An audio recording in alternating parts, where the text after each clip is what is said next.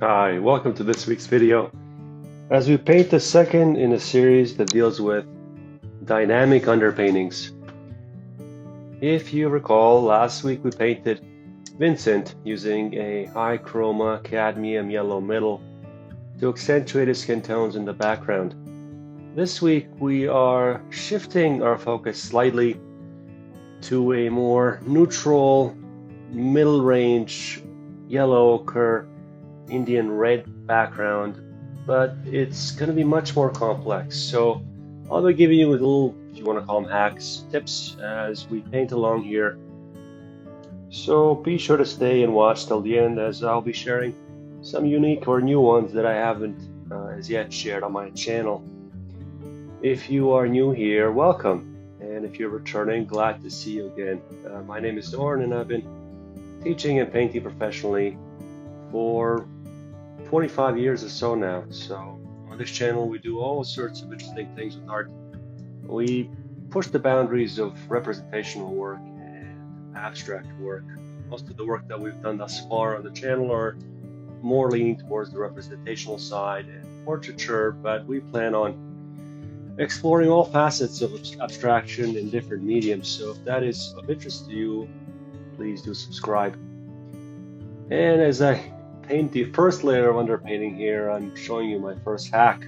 What I didn't get into as yet is that these oils that I'm using are water soluble, and I've applied a thin coat of yellow ochre and, as indicated, Indian red very thinly, to which I've knocked them back with a paper towel, as you recall, and then fan dried some of them just to sort of set them. They're not entirely dry. That first layer is still tacky, but it is sufficiently dry enough so that I can come over with this second layer. The model for this week I've chosen strategically as her strong chiseled features of her face match closely the hat on her head. I wanted sort of a reflective quality to this vertical format portrait, which measures about 14 by 19 inches. The intention for this initial stage, and you see now I'm knocking back some of those second layers of the underpainting, the intention really is to create interest. I don't necessarily have any kind of direction that I am heading now. I'm adding some darks to the corner because I know I want to be applying a warmer or somewhat warmer gray as a background. And I know that I want some of that background showing, if not a lot of it. On the bottom right, of course, you see the finished portrait, and you can see where some of the background is showing through and permeating. Now with this second hack, if you want to call it again, I am spraying some water onto that second layer, and I am removing wherever those droplets of water have fallen with a brayer. I've covered that tool extensively on my previous videos. Essentially, it's a print making tool that can be used to make very dynamic marks, but also, like in this case, it can be used to remove paint. So wherever those droplets of water have fallen, you can use, of course, a rag, but I sometimes use the sprayer because it's much more precise, and you can see some of those droplets in her hat, or where the hat will be, as I'm applying this initial drawing in burnt umber, or possibly, sorry, that's actually a raw umber there on the left with cad yellow light. As indicated, I'm using water mixable oils. These are from a manufacturer in, I believe, Holland, called Cobra's.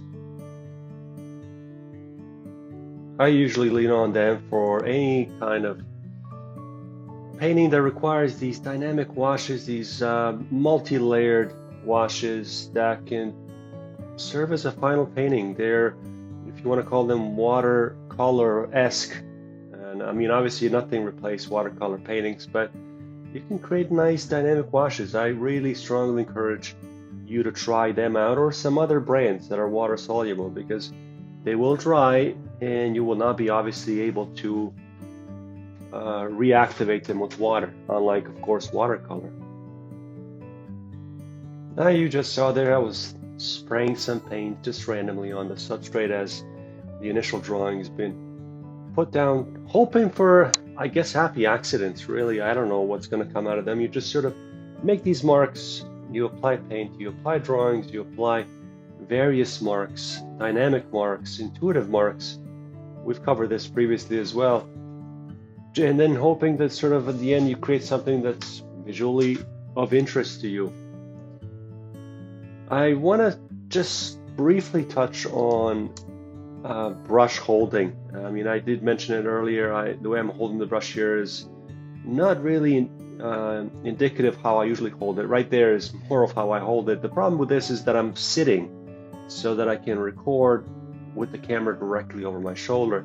Later on in the video I'll be standing, and the side effect of that will be that you won't see part of the canvas. I apologize in advance, but try to hold the brush for all of your work as you would a comb, for example, and not a pencil. I mean, it forces your hand to make more free gestural strokes as opposed to a pencil.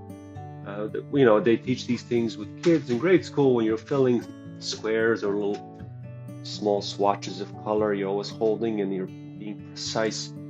But try to see if you can make more gestural, loose bravura, if you want to call them, marks by holding the brush loosely and not so tightly. So hold it between 2 fingers, 3, but not as I'm doing there with these small marks that I'm making.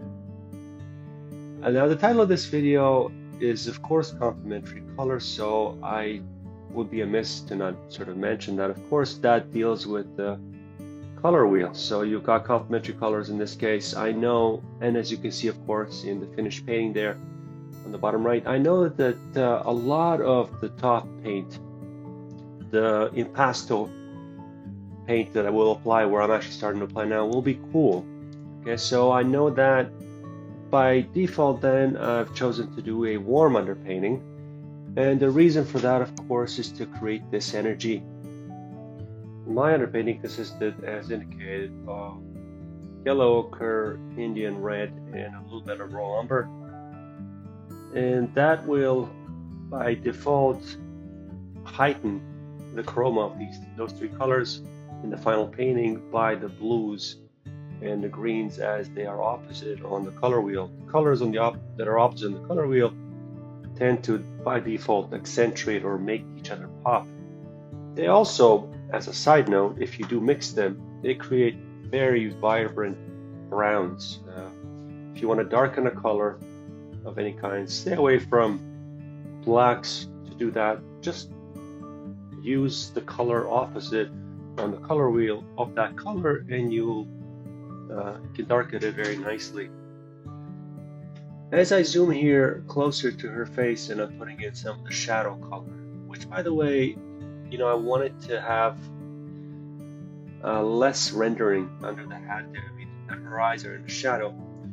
I want to have you pay attention to some of the mark making I did with the drawing. The technique I used there is scumbling or dry brushing. The reason, of course, for that is I want things to be looser at the beginning stage, and generally shadows are thinner. But also I want that underpainting to permeate through. You don't quite see in the image on the right, the finished painting there.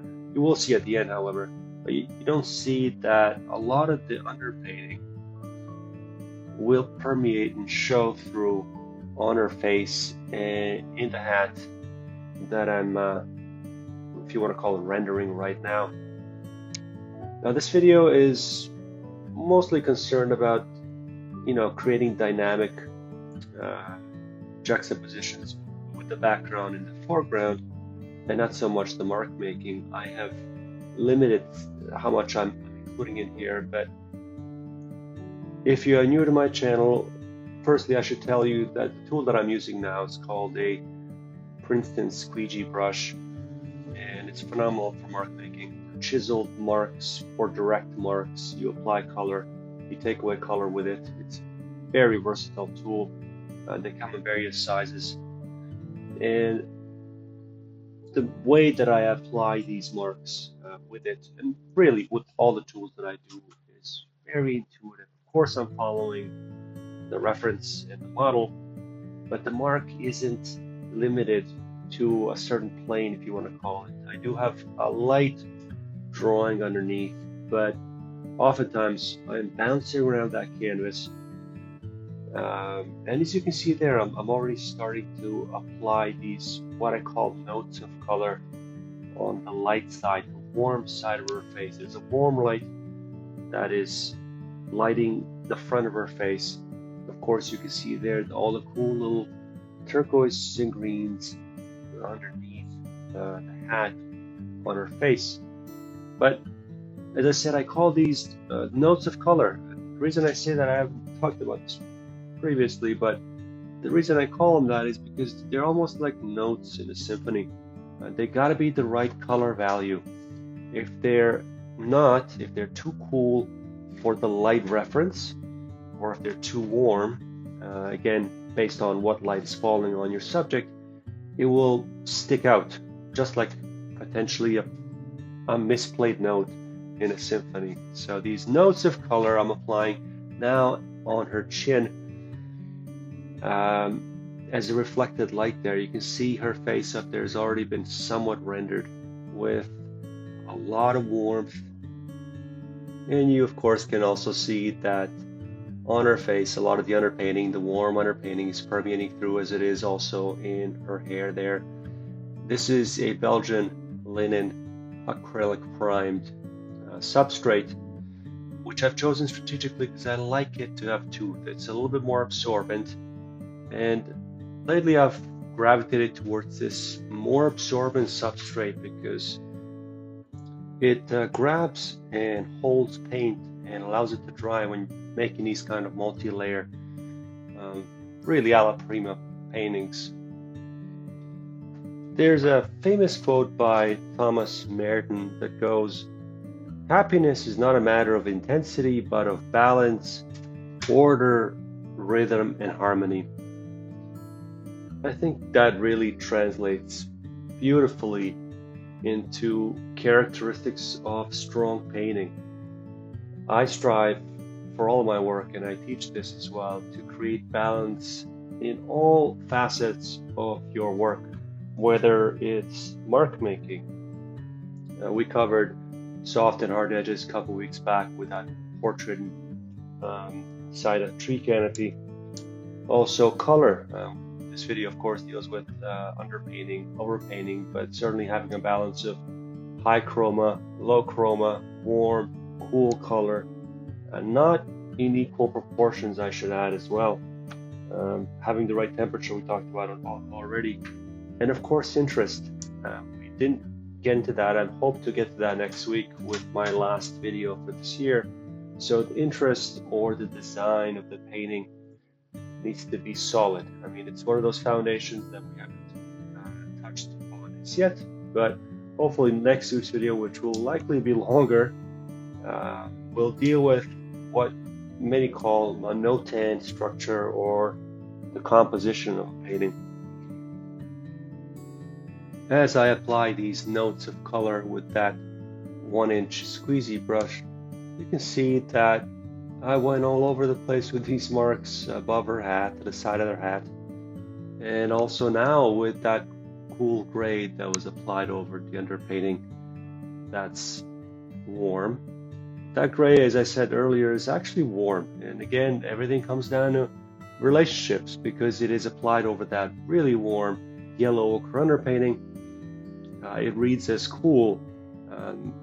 You want to pay attention to that as well. I mean, things look different depending on how and where they're applied on your substrate.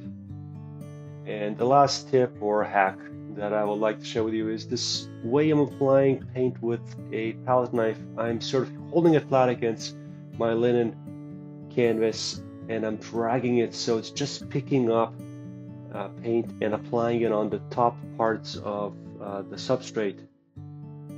This, of course, allows the underpainting, the warm underpainting, to sort of permeate through and create that energy in the sections that I apply this. Just like last week, and really all of my painting, I have a distinct starting point, but the end point is sometimes elusive. It can take a while to sort of finish. and finish to my sort of standards or my liking. So I'm applying that background gray, just sort of closing off some of the background of shaping her neck. Design, of course, is important. And here I am in front of my computer in my living room, interesting enough, because the screen is significantly bigger and the color rendition is much better. I'm working off of a photo reference. You can see there from the side as well a different view of how I apply these notes. I'm working in the shadow. I've actually chosen to render much more her eyes than initially thought. I thought initially they were going to be in the darks, and you can see me wiping away that squeegee. And now I'm coming up close, as I do for most of my work, to show it to you up close. You can see that I've removed some of the things from her face, distractions if you want to call it. That hair was kind of out of place, so I got rid of that. I cleaned up some of the lines, and you can see, of course, the mark making, the impasto marks on her face. Let me know if you like these types of works, these, if you want to call them unfinished types. I think they're powerful. You know, when you look something that's in progress, that, you know, some of the old masters have done this a lot, where they leave works unfinished. I think they read sometimes more powerful than if the painting was fully rendered and completed. Thank you very much for watching all the way to the end. Next week, for my likely last video of 2024, I'm going to be doing a half-length portrait, a very minimalistically designed portrait of a man. So do come back for that. I'm very excited to paint that. And if you haven't subscribed already, please do so you don't miss any future videos. Thanks again.